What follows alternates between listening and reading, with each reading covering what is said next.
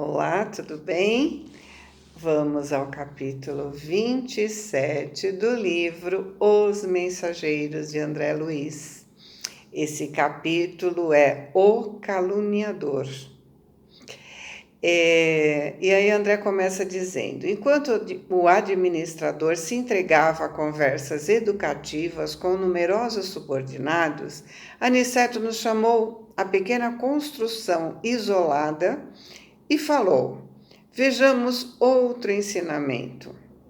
Avançamos na direção de alguns quartos separados e nosso instrutor, orientador, abriu uma porta e vimos um louco que parecia profundamente irritado. Nos olhou inexpressivamente e gritou. Aniceto, porém, adiantou-se e cumprimentou-o atencioso. Como vai, Paulo? As palavras, ao que senti, emitiram certo fluxo magnético e o enfermo revelou profunda modificação. Aquietou-se de imediato, sentou-se mais calmo, embora trêmulo e espantado. Tem sentido melhoras, Paulo?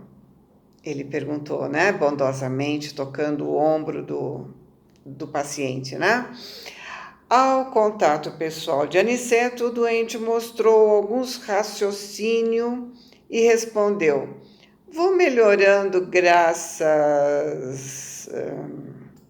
à vista da expressão reticenciosa. O instrutor falou em tom firme, como se desejasse auxiliar sua vontade enfraquecida. Termine. O doente fez enorme esforço e concluiu: graças a Deus. Nossa, como é difícil falar sobre Deus quando a pessoa é fria, Quando a pessoa está desesperançada, a pessoa está perdida, Percebendo seu sofrimento e indecisão, lembrei dos enfermos nas câmaras, aos quais Narcisa prestava ampla colaboração afetuosa. Percebendo as minhas íntimas considerações, o mentor disse: veem a diferença entre os que dormem, os que são loucos e os que sofrem.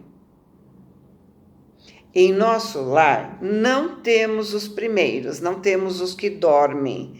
Os que dormem, eles estão conhecendo agora, lembra? E os que se encontram desequilibrados no serviço de regeneração sentem, na maioria, angústias cruéis. É necessário reconhecer que os que gemem e sofrem em qualquer parte estão melhorando. Toda lágrima sincera é um bendito sintoma de renovação. Os escarnecedores, os irônicos, os perturbados, que não registram a dor, são mais dignos de piedade, por permanecerem enclausurados em estranha rigidez de entendimento. E designando o enfermo sobre os nossos olhos, afirmou: Paulo é um doente a caminho de melhora positiva. Ainda não possui a consciência exata da situação, mas já chora, já sofre com as recordações do passado triste. Recebi o esclarecimento com atenção. Lembrei que, de fato, os doentes conduzidos pelos samaritanos a nosso lar, em serviço diário, diariamente eles chegam lá, eram grandes sofredores. Os que não acusavam padecimento atrozes revelavam estranho pavor das sombras. A única entidade que ali observei, com absoluta inconsciência da própria miséria, foi a de pobre vampiro, que não encontrou guarida nas câmaras de retificação. Aqui ele está se lembrando daquele vampiro que ele falou lá no livro Nosso Lar, Se você não lembra, dá uma olhadinha no livro, tá? É sempre bom a gente ler novamente, a gente sempre lembra, pega mais alguma coisinha que a gente não tinha pego. E aí ele continua, né? Nosso instrutor, sem qualquer preocupação de transformar o doente em cobaia, recomendou afetuoso: concentrem no Paulo a capacidade de visão. Estimulado pela experiência anterior, fixei nele todo o meu potencial de observação. Aos poucos, a tela mental de Paulo surgiu aos meus olhos, parecendo formada em compacta sombra noturna. Com surpresa, vi formas diversas que se movimentavam. Vários vultos de mulher ali surgiam, despertando em mim enorme admiração. Entre eles, reparei o de Ismália como que doente, enfraquecida, ansiosa.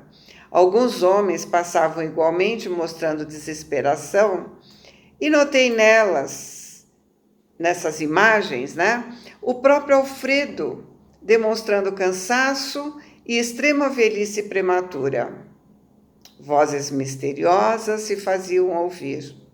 Sobre Paulo choviam maldições e blasfêmias. As mulheres pareciam acusá-lo clamorosamente. Os homens davam ideia de perseguidores ferozes, ocultos no mundo interior daquele enfermo estranho. Ocultos no mundo interior dele, né?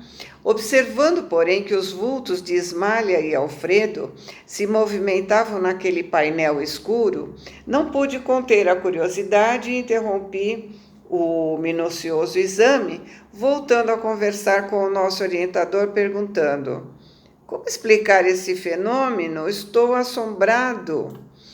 Antes, porém, que pudesse expressar o enorme espanto que me dominou, Aniceto completou: já sei. Admira-se da presença de Ismália e do marido nas lembranças do enfermo. E diante da minha perplexidade, continuou: lembra-se da história do Alfredo? Aquela lá no começo do livro, né? Temos diante de nós o falso amigo que arruinou o seu lar. Paulo, contudo, não somente cometeu a ingratidão, como envenenou o espírito de outras senhoras, traiu outros amigos e destruiu a alegria e a paz de outros santuários domésticos. Ou seja, não foi só o lado da Ismália e do Alfredo que ele destruiu outros também, né? Observando Ismália aflita e Alfredo desesperado nas recordações dele, vemos as imagens criadas pelo caluniador para seus próprios olhos.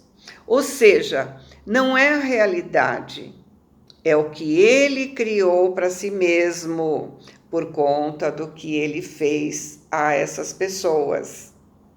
É a sua consciência cobrando dele os seus atos. Nossos amigos deste posto evoluíram, transpuseram a fronteira da mágoa, escaparam aos monstros do ódio. Hoje vestem-se de luz. No entanto, Paulo os vê como imagina, para piorar suas culpas.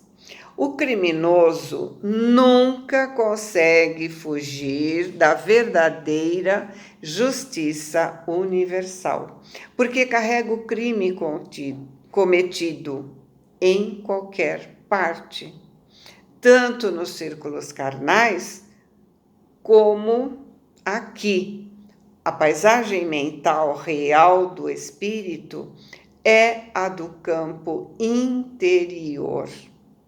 Viveremos de fato com as criações mais íntimas da alma. Viveremos de fato com as criações mais íntimas da nossa alma. Reparando a minha dificuldade para compreender prontamente, Aniceto prosseguiu depois de pequeno intervalo. Para melhor esclarecimento, recordemos a crucificação do Mestre Divino.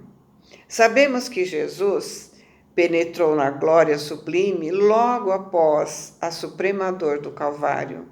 Entretanto, ainda o vemos frequentemente pendurado na cruz, martirizado pelos nossos erros, flagelado pelos nossos açoites, porque a visão interior nos leva a isso. A condenação do Mestre foi um crime coletivo, e esse crime estará conosco até o dia em que nos vestirmos da luz divina da redenção. O esclarecimento não podia ser mais lúcido. Eu me sentia diante de nobre revelação. E o generoso mentor disse: o dever possui as bênçãos da confiança, mas a dívida tem os fantasmas da cobrança. Então, não adianta fugir do problema que a gente causou. Não adianta viajar, mudar para longe, mudar de aparência, porque a paisagem real, como ele fala, né, a verdadeira, está dentro de nós. E nós a levamos para onde formos. Sabemos o que fizemos. O se dar bem às custas dos outros não é bem assim. Ela pode ser bem assim no materialismo, no material, no imediato, mas a pessoa está sempre em dívida e, portanto, está sempre sob a ameaça da cobrança do que fez. É aquele que a gente fala, né? Deitar no travesseiro, a cabeça no travesseiro e dormir. Não é bem assim para essas pessoas, porque no íntimo, né? Nós sabemos da lei de causa e efeito, apesar de querermos que ela não seja tão implacável, apesar de acharmos que podemos enganá-la. Somos aquelas crianças que sabemos que se fizermos o que não devemos, nossos pais nos punirão. Mas achamos que se eles não virem, nada vai acontecer, ou que se eles acreditarem nas nossas desculpas, eles vão entender essas desculpas e não vão nos punir. Só que não é assim, né? Nós temos o plantio livre, mas a colheita obrigatória. Readquirindo a serenidade, interroguei: mas Paulo veio a esse posto casualmente? É uma pergunta, né? Porque de repente, poxa, com tantos planos, com tantos postos de socorro, justamente onde Ismael e Alfredo estão, ele foi socorrido, né? E aí o Aniceto respondeu: não, foi trazido pelo próprio Alfredo, que se sentiu necessitado de disciplinar o coração. Nosso amigo, que hoje dirige essa casa de amor, desprendeu-se do mundo sob intensa vibração de ódio e desesperança. Sofreu muitíssimo nos primeiros tempos, embora nunca fosse abandonado pela dedicação da abnegada companheira. Mas Alfredo não pôde ver Ismália enquanto não se livrou das baixas manifestações do rancor. Socorrido no campo da paz, compreendeu as próprias necessidades e tão logo adquiriu mérito, intercedeu pelo amigo infiel, buscou-o lá no recanto abismal e tão nobremente se dedicou ao aperfeiçoamento de si mesmo, que conquistou a posição de administrador de um posto de socorro. Trouxe o tutelado em sua companhia e atualmente o trata como irmão. Não julguem que o marido de Ismália conseguiu essa vitória espiritual tão somente pelo fato de desejar essa vitória, né? Ele desejou-a, procurou-a, alimentou-a e agora permanece na realização. Há muitos anos conversa com Paulo diariamente. Nos primeiros tempos, aproximava-se do enfermo como necessitado de reconciliação. Depois, como pessoa caridosa. Mais tarde, adquiriu entendimento, comparando situações, e em seguida sentiu piedade. Logo após, experimentou simpatia e agora conquistou a verdadeira fraternidade, o amor sublime de irmão pelo ex-inimigo. Olha, gente, os passos que nós temos que dar, né? Então, primeiro entender, primeiro entender, comparando situações, né? Depois sentir piedade, só que piedade não é legal a gente sentir, então aí ele começou a sentir simpatia, e aí quando ele conseguiu a fraternidade, ou seja, sentir um amor de irmão por aquele que fez mal para ele, aí sim é que ele conseguiu se limpar, né? Isso leva tempo, né? Não é assim de uma hora para outra, mas esses são os passos. Desculpa. E aí, né? Fazendo pequena pausa, voltou a dizer espirituosamente: como veem, o ensinamento de Jesus quanto ao batei e abre-se-vos-á é muito extenso. No plano da carne, insistimos à porta das coisas exteriores, procurando facilidades e vantagens. Mas aqui temos que bater à porta de nós mesmos para encontrar a virtude e a verdadeira iluminação. Vicente, que até então se conservava calado, perguntou: Paulo vai permanecer aqui indefinidamente?